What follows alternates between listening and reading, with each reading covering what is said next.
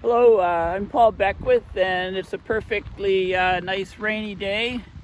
I'm in Ottawa at Conroy Pit, and I'm going to talk all about tipping points in the climate system and cascading tipping points and how we're getting super close to having a bunch of really bad things happen. And also, all these policymakers around the world, they basically assume that tipping in the climate system is far out in the future. They haven't incorporated it into their policy. So as usual, they and governments and the entire world will get a complete shock in a few years when we really start crossing these tipping points, because they're a lot worse and they're a lot nearer than people think. So I did an extensive video just yesterday on an OECD. So this is the Organization for Economic Cooperation and Development, and not the most risque, organization. They downplay risks. They have done it their whole existence. But this report that they wrote on tipping points is extremely hard hitting. So, it was either read my book, John Steinbeck, The Grapes of Wrath. Right? I brought this. I always bring books when I go for walks, get a chance to read a little bit. Anyway, I'm about 40 pages in. I've never read it before. If you haven't read it, I highly recommend it already after reading only 40 pages. It talks about it takes place during the Dust Bowl of the 30s. And all the migrant workers that migrated from places where they could no longer farm, mostly into California. So they left their homes in Oklahoma and other Dust Bowl states. Anyway, it's an awesome book, very well written. Wish I could write like that guy. Maybe I'll try writing my own Grapes of Climate or something. I don't know. But anyway, rather than seeing my face the whole time, I'll just follow my dog. He's more interesting, see what he's up to.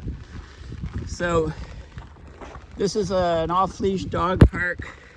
It's an excellent place. So far, no mosquitoes, so that's great. By the way, Drake just dropped a new album last night, or this morning at 6 a.m. I think it's his fourth one since 2020 or something. Anyway, I think I heard little bits of it. I don't think it'll be as good as CLB, but which is like Cool Lover Boy or something like that. Anyway, whatever it stands for.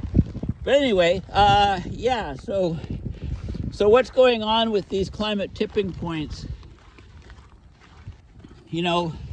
We're getting extremely close to tipping. So let's talk about a scenario that, I think may play out. Start with the AMOC. I call the AMOC, or the Atlantic Meridional Overturning Circulation, the mother of all tipping points, because it's like the hub of a bicycle wheel, right? All the spokes from other parts of the Earth system that could tip are connected to the central hub, which is the AMOC, the Atlantic Meridional Overturning Circulation. So let's give a scenario. Well, first of all, I've always, the last number of years, I've thought the Arctic sea ice is probably the tipping point that's going to go first. And then, it's in toss-up basically with the Amazon rainforest collapse. So it's always like a seesaw back and forth. And we can expect the first blue ocean event in the summer. I think the latest science is saying by 2030 or 2040. The Amazon rainforest is supposed to last longer than that, but there's some recent research that's showing that no, this is a huge problem, especially since it's tied to the AMOC slowdown. Okay, so let's talk about, I'm not saying that what I'm describing is going to happen in the sequence it is, but I think it's a very plausible scenario. So the AMOC is a very important system. think of the Gulf Stream carrying heat from southward up the east coast of the US, then spreading across the Atlantic over to Europe, bringing lots of heat there. So as the surface water moves across, it cools down as it moves northward, and it evaporates, giving moisture to Europe. Okay, so the AMOC is at the slowest point in something like 1,000 years, and it could tip to basically a shutdown state. Okay, and like I said, because it's the hub of the bicycle wheel, it'll have huge ramifications up through the entire climate system. Newton, you don't want to go and play with the doggy over there? He's just in his element for sure. He's still, I guess, officially a puppy. He was born December 28th. So he's not quite 2 years. He's 1 year and 3/4, I guess. Okay, so the AMOC is slowing down, can reconfigure, and basically we're on a different planet. Okay, the thing about these tipping points is, you know, it's extremely non-linear change. I mean, people often talk about the exponential function, and one of humanity's biggest flaws, if you like, is our inability to understand the exponential function and exponential change. I mean, the best example of exponential change is population growth or compound interest.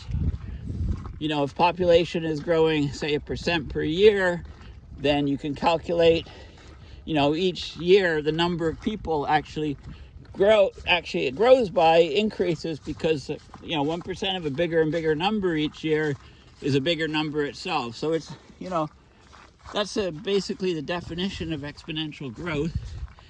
And people are worried about that in the climate system. I mean, things have been increasing exponentially, but tipping points are worse, actually.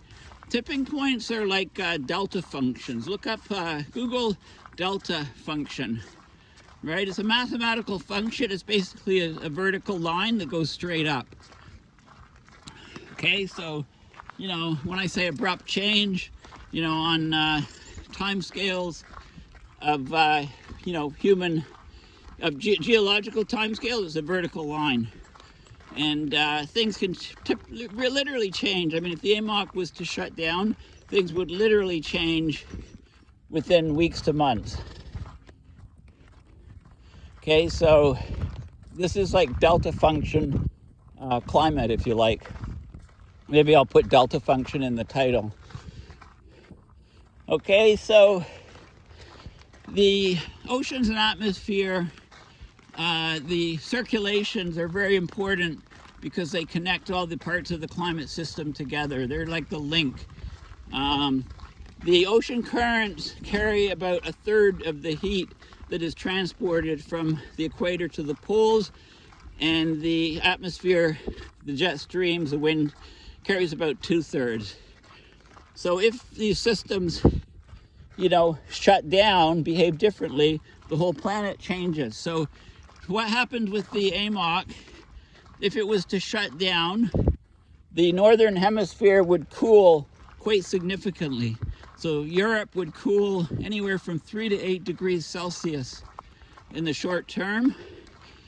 North America would cool maybe 1 to 2 degrees Celsius. And yeah, it would be very difficult to, also Europe would really dry out. So farming, agriculture in Europe would just get slaughtered. You get an entire shift of wind patterns and behavior. It would be very problematic to grow food.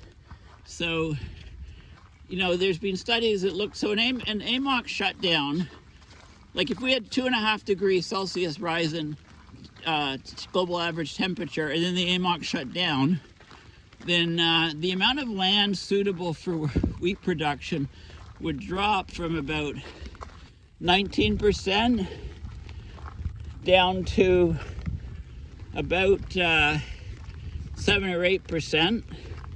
And the amount of land for growing maize, things like corns, would drop from like 15 or so down to about 6 or 7, something like that. Rice, there wouldn't be too much change with rice, but basically we're talking about major global food shortages with an AMOC shutdown. The other thing is the precipitation patterns would change completely. So with a cooler northern hemisphere, that heat doesn't just disappear, it sticks at the equator and moves southward. So basically the intertropical convergence zone, that band of rainfall near the equator that shifts north-south depending on the season, would shift significantly southward. And in fact, it would shift off the Amazon rainforest region. So the Amazon rainforest would completely dry out. Now, it's been sort of this has been happening over time as the AMOC has been slowing. But a shutoff would basically kaput the Amazon rainforest. Okay, no more, basically fire would destroy the tropical forests. It would no longer be a lush tropical land. It would be much, much drier.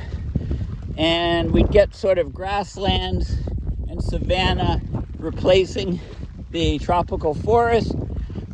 And yeah, there'd be huge amounts of organic material going up in smoke and contributing, adding carbon dioxide, putting that carbon in the atmosphere and oceans.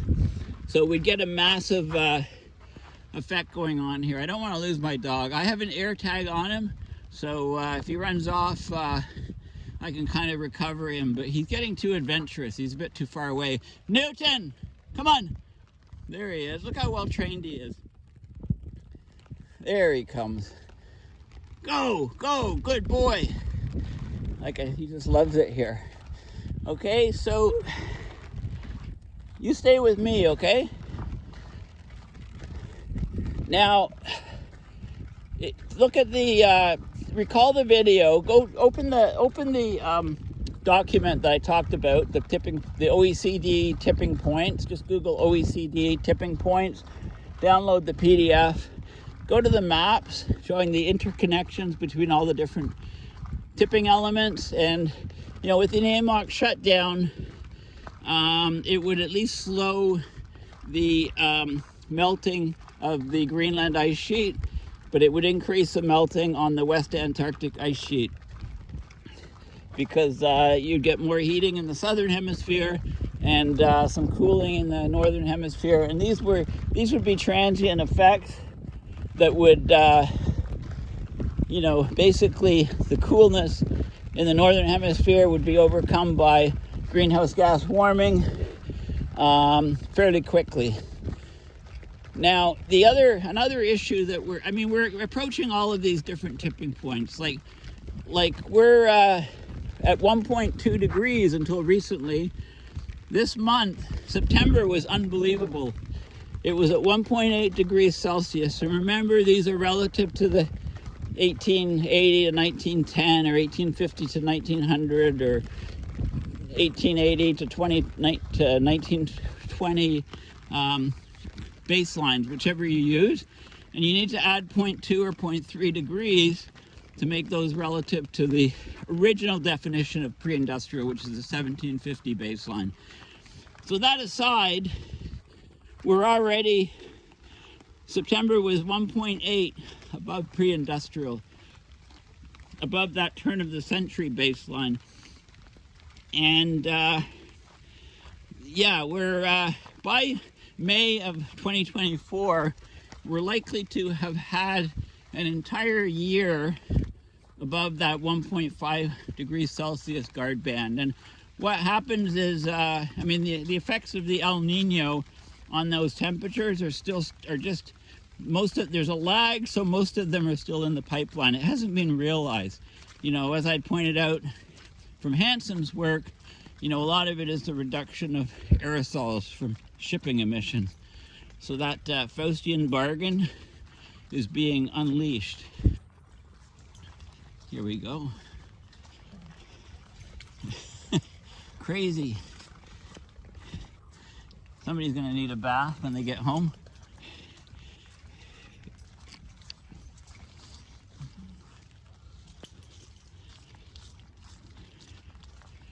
Okay, so, you know, the global average temperature has been rising 0.18 degrees Celsius per decade, but that's notched up since about 2010. Seems to be, you know, heading to 0.27 degrees Celsius per decade, even as high as 0.36 degrees Celsius per decade from James Hansen's work, you know, global warming in the pipeline, that sort of thing, right? So we're heading way up, and we're running into ever higher and higher risks of passing thresholds for these tipping points. So I think there's, if you look at the burning embers graph, okay, it shows it looks like candles where, you know, there's like bright red flames, each one representing a tipping element in the climate system, and it's on a graph of temperature rise, you know, on the y-axis, year on the x-axis, time, and or tipping point rather, type on the x-axis. And what you can see is that at 1.5 Celsius, there's about 5 major tipping points that are at risk of going. Okay, and that includes the Greenland ice sheet melt. Now, Greenland is about 80% covered by ice. The average thickness is about 1.5 kilometers, and the area is, I believe it's 1.7 million square kilometers. Okay, and it's got embedded about just over 7 meters of sea level rise if all that ice melts.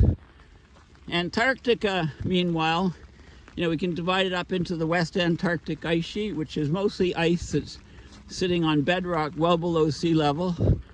So it's exposed to warm water going underneath, causing larger and larger melting.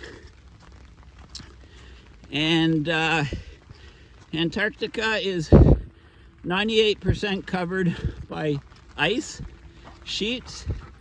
These ice sheets on average are 2 kilometers thick across the continent, and they cover 14 million square kilometers. So, and there's about, just from West Antarctic ice sheet alone, there's, you know, at least 5 meters of sea level rise from the whole thing. There's like about 60 meters, close to 60 meters of sea level rise embedded. So if you combine Antarctica ice sheets and Greenland ice sheets and mountain glaciers, also look at thermosteric effects. So when you heat water, it expands. You know, the sea level rise numbers are way out to lunch, the official numbers. They don't account for crossing tipping points. And there is a graph in this report which shows a storyline, if you like, which could be, you know, approaching 2 meters of sea level by 2100. So they're getting closer with the numbers. I still hold on 7 meters by 2070. That's what I expect, about half from Greenland and about half from Antarctica. Okay, so the West Antarctic ice sheet is, you know, we're very close, or we may have actually even reached the threshold of rapid melt from that. Same thing with the Greenland ice sheet. The Amazon rainforest, you know, like I mentioned, can tip much faster than the burning embers graph shows, if the AMOC weakens enough or shuts off, because the Amazon rainforest basically disappears as a rainforest. It becomes savanna. Now, if you look at where the rain patterns are, there's a lot more rain on the far eastern tip of South America, south of the existing Amazon rainforest. So we could, over a period of time, we could actually get a new rainforest forming in that region, which is interesting. Like I say, the devil's always in the details. And by the way, Drake dropped an album early this morning, if I didn't tell you, 6 a.m. Yeah, I know I told you. Okay, so a couple other of the tipping elements are, of course, the permafrost in the north. You know, most of the permafrost is in the northern hemisphere, under the boreal forest. So 80% of the boreal forest in the northern hemisphere is actually growing over permafrost. Permafrost is perennially frozen ground. Okay, and you know, as temperatures rise, it's thawing, but you can have abrupt transitions in the permafrost from a number of different reasons. Okay, we can talk about the trend of the warming of the ground, like the warming of the atmosphere, the warming of the oceans, and that's reducing the amount of permafrost. It's causing thaw, and of course we can get CO2 and methane coming from that. But there's also abrupt changes in the permafrost that are much faster, and one of them is wildfires. So wildfires in the far north are destroying the tree cover, the boreal forests that are sitting on top of the permafrost. That exposes the permafrost to not only the heat of the fire, but subsequent air temperature warming after that. So the ground is heating to much greater depth. It's not sort of protected by this cover. Also, it's getting drier in some regions, and then with the heating, you can get this compost feedback, if you like. Compost bomb feedback, where warm temperatures of the soils thaw the permafrost. As the permafrost thaws, the bacterial action increases, and that's a thermo producing process. It produces heat, so that can produce heat and further increase the temperature and further increase the thawing of the permafrost. And you also get events like thaw slumps, where if there's a lot of water when I say frozen ground, it may or may not have water. There's generally water in most of it, you know, but varying percentage. If you have high water content in the permafrost, of course, when it thaws, the water melts, and that causes the thaw slumps. The ground loses its rigidity and ability to support weight, so you get a thaw slump. If it fills with water, it becomes a thermokarst lake, and then that water conducts the heat further down, and the thermokarst lake expands, and you get large releases of methane and CO2. You can also get landslides if it's on a slope of a highly topographic region with a lot of land, a lot of valleys, ups and downs, and you can get the whole sides of these hills slumping down, you know, like a landslide, massive landslide. You also get these blowholes or sinkholes. You know, remember the papers about Siberia, where you get huge holes appearing in the ground, and you can even get explosions, you know, blowing out clods of earth from these sinkholes. Okay, so and of course we know that methane is a super powerful greenhouse gas. So, you know, it's crazy. You know, a lot of these tipping points cause an increase in the carbon to be released, and therefore they're also positive feedbacks. They're also accelerating feedbacks for climate change. So I know this is, you know, there's a lot going on in the climate system. A lot of things are changing rapidly. The human inability to understand the exponential function is even over dominated by the human inability to understand the delta function. You know, the spikes that can occur. You know, we just can't fathom them, and they're not in policy reports and stuff. I mean, they talk about the social cost of carbon, you know, how will, because you have all these systems. You have the physical systems, but you also have the human systems, the socio-economic systems, you know, where people live, what they do. All those things are systems that can tip into different states when the physical systems on the planet tip. So the social cost of carbon is one way to try to figure out, you know, how much carbon, basically the cost of the carbon we emit today. You can look at it in terms of dollars. I mean, I like looking at it in terms of human lives, like those studies recently that talk about, you know, 1,000 tons of carbon emitted today ends one future human life. You know, at 2 degrees Celsius, we're talking about 1 billion people, their lives disappearing because of, you know, that the emissions that we make today. So that dividing, you know, 1 trillion tons to get up to 2 Celsius from 1 billion people gives you 1,000 tons of carbon today emitted, being one future human life. So that's where those sort of numbers come from. They're order of magnitude numbers, but maybe people will listen to that more than hearing numbers about temperature or carbon costs, etc., etc. It brings climate change more real to people. And of course, the, you know, when we, you know, there's another, they talk about the winter Arctic sea ice disappearing.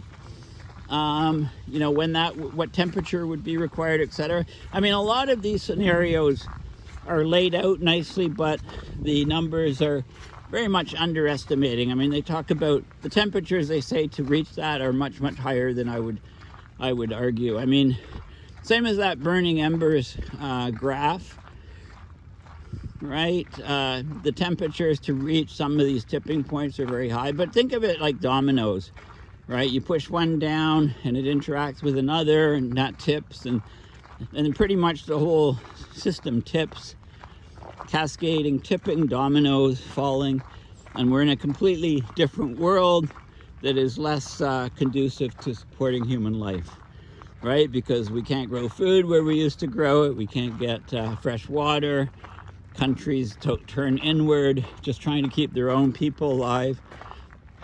You know, they shut their borders and stop immigration. You know, there's a lot of governments collapse, other governments turn to the far right for protectionism and trying to give security and hope to their people. And yeah, we're in a real mess. So anyway, I think this is very important to read this paper.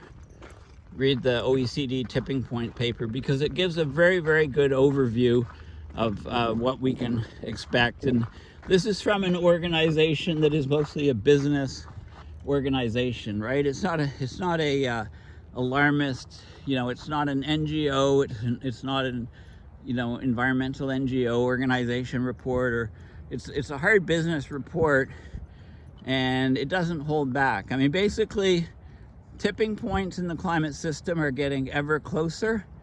They can happen at much lower temperatures than we've thought. And they're not incorporated in any of the models they're not incorporated in the speed at which we're trying to cut emissions and things like that. So basically, we're up the creek without a paddle. You know, the first step to trying to do something about it, figuring out what we need to do, is to recognize that we're up the creek without a paddle. And the report towards the end, it talks about carbon capture, but it talks about like CDR, carbon dioxide removal.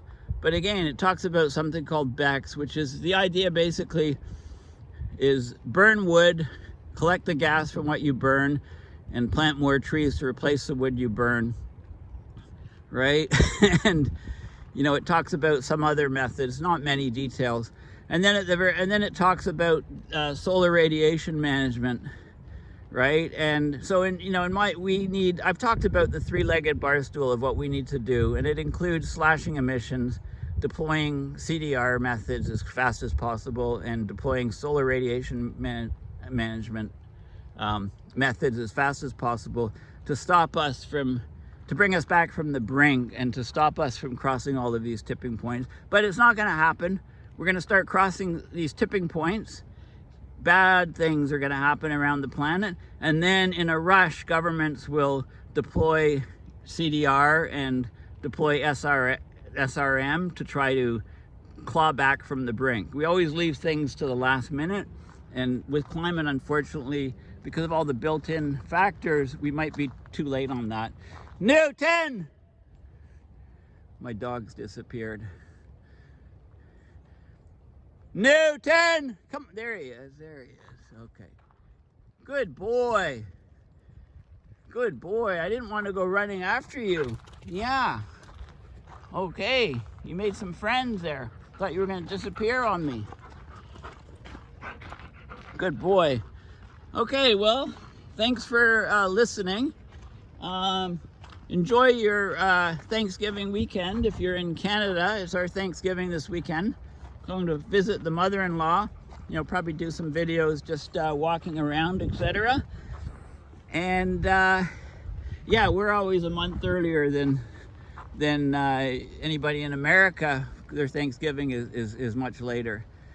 And the other thing is, I'm thinking of going to the climate conference, the COP28 in Dubai, so give me some feedback on that. I got the dates wrong. It's actually in early December.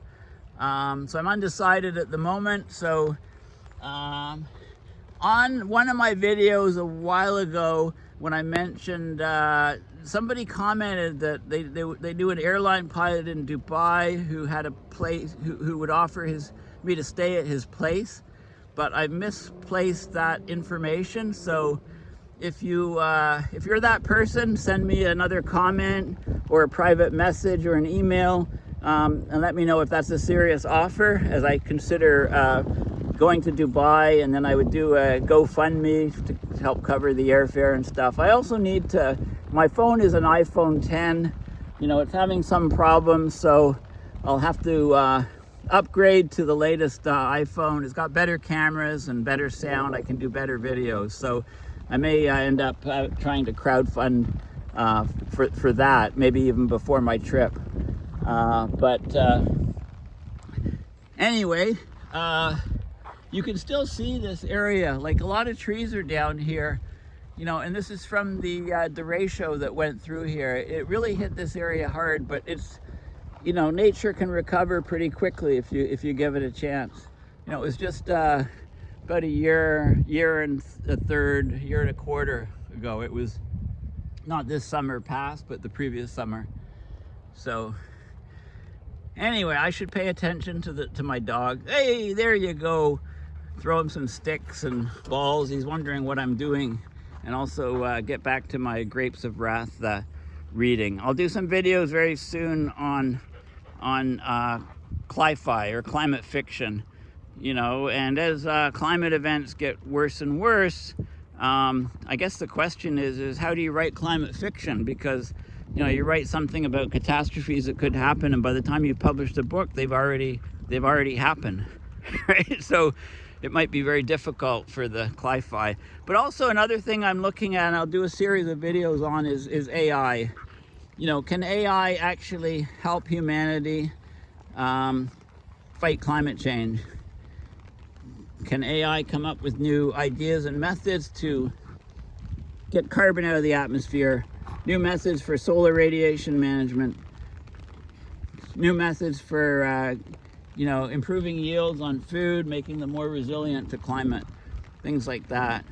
You know, is AI a threat to humanity, like a lot of people think, or is it going to help us?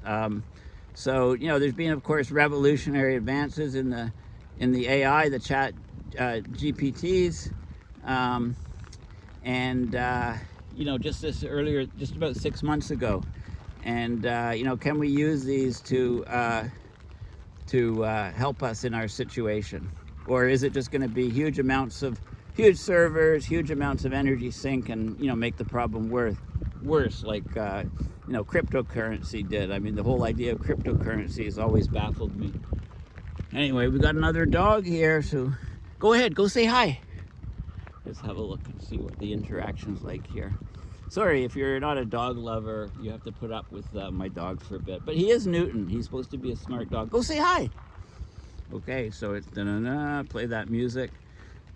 Like the good, the bad, and the ugly, you know, that whistling as there's a standoff here. Go. Say hi. Come on. The golden doodle? Yeah. Yeah. Might not be so golden after the walk, though. Yeah, well, they'll need a bath for sure. There they go.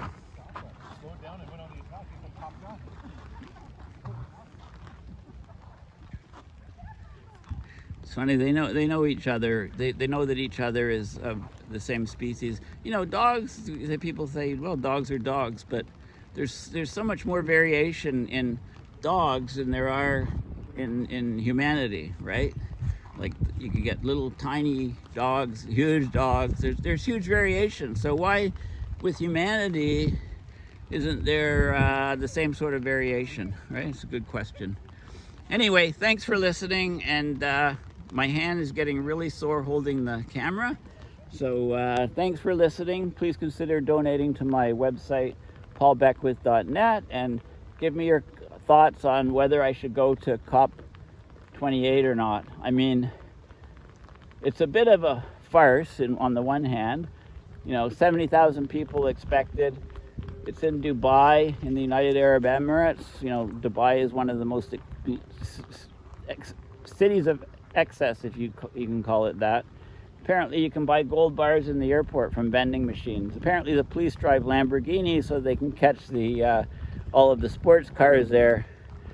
They have indoor ski hills. It's just like the worst place for climate, the worst culprit for causing climate change in the world, probably, just about.